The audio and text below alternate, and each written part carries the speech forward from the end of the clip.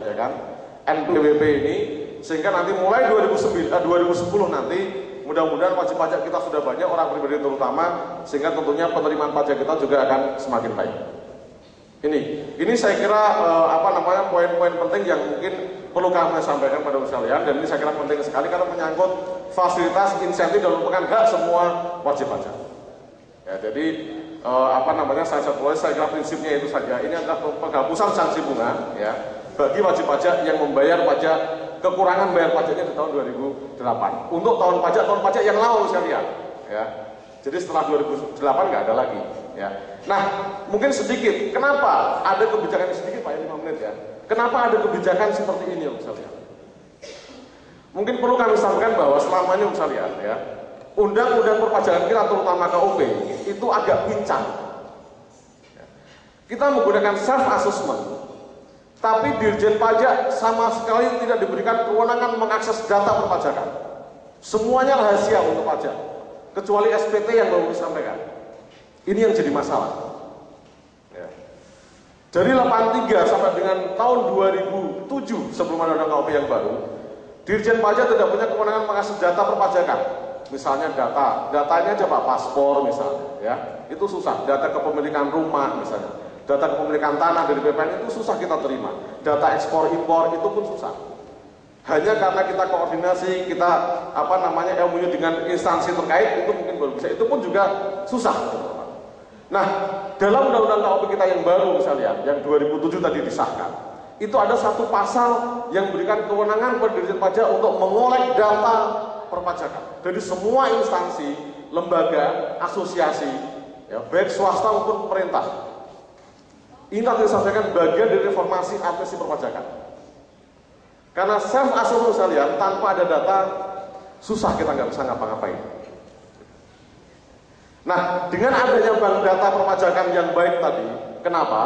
Karena undang-undang KUP yang baru yang kita nanti mewajibkan semua lembaga, asosiasi mengirim data ke Direktur Jenderal Pajak. Dan sekarang sedang kita atur peraturan pemerintahnya. Misalnya BI, misalnya memberikan data apa kepada Direktorat Jenderal Pajak. BPN misalnya, perdagangan misalnya, bea cukai misalnya, Bapepam. Ya. Ini yang sekarang ini lagi kita bangun. Sehingga Pak, dengan data yang kuat ini, dengan mudah kita harapkan bisa mendeteksi SPT yang tidak benar. Wah, ini kurang bayar pajaknya nih.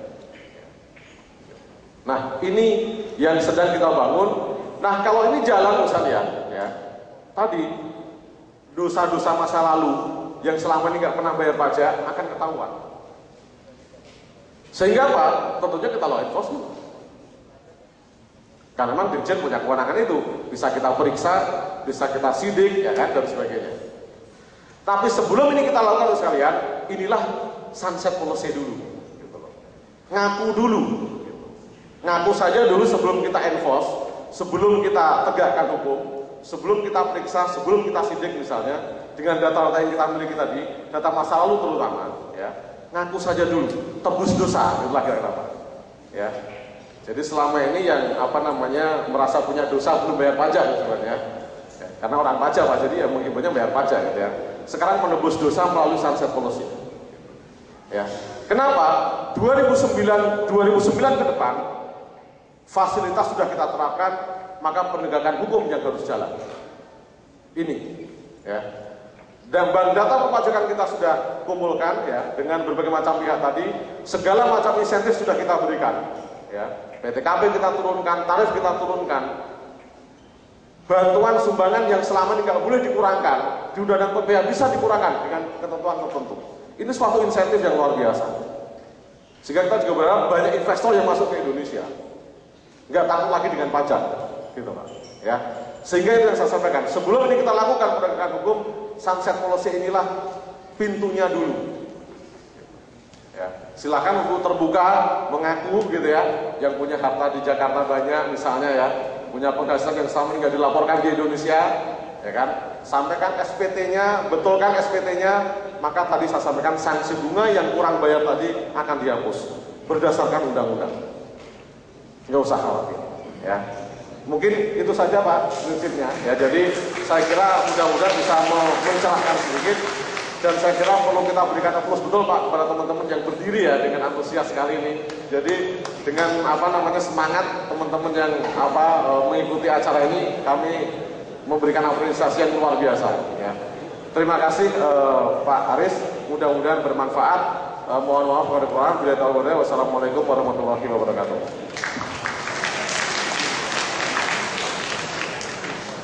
Terima kasih banyak Pak Junjung. Rupanya kesimpulannya adalah yuk rame-rame ngaku.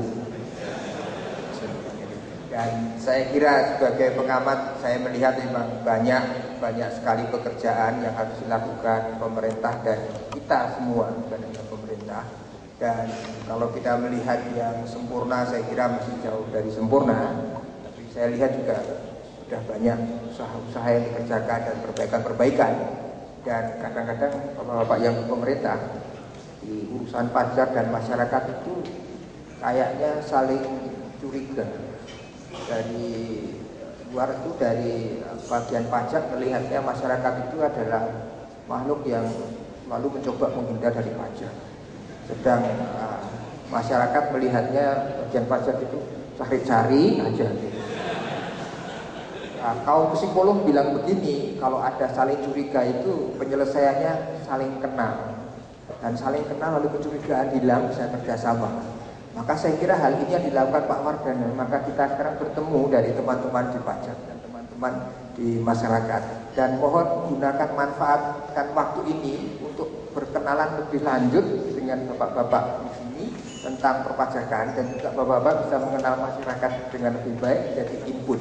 Saya langsung aja, silakan beramai-ramai mau ngaku kalau perlu, dan silakan unek-unek, silakan bapak-bapak udah siap. Silakan mungkin 3 pertanyaan pertama, 1, silakan 2, 3 dulu. Mari sini satu.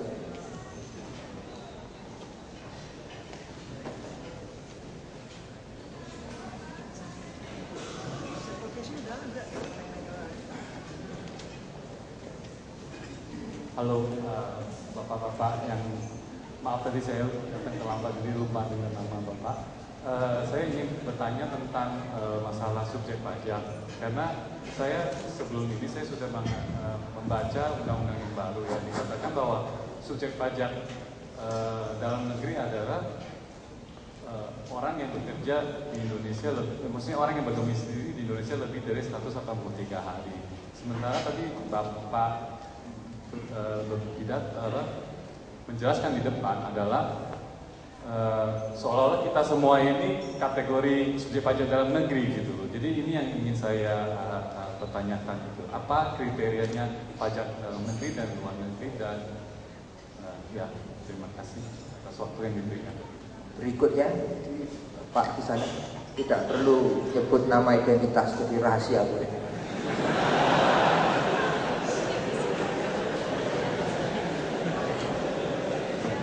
Ya, pertanyaannya sama.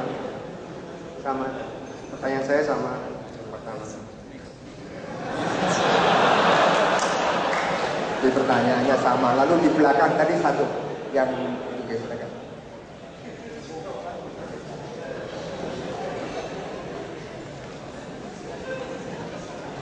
Pertanyaan lain ya. Pertanyaan lain. Saya tertarik dengan SPT. Menarik sekali kalau ternyata dari perpajakan ingin melakukan banyak perubahan pada regulasinya. Yang ingin saya tanyakan, SPT itu cara penghitungannya bagaimana? Satu orang itu 15 juta seperti itu. Berarti seorang subjek pajak itu setidak-tidaknya dari penghasilannya itu mengambil uang 15 juta setidak-tidaknya yang tidak kena pajak. Saya kira hal itu sangat merugikan buat kami yang di Singapura, karena ambil saja gaji saya 2.500. Ketika dikurskan 7.000, berarti penghasilan saya setahun itu adalah 30.000, dan ketika dikali ambil kursnya 7.000, saya punya uang 210 juta, di mana saya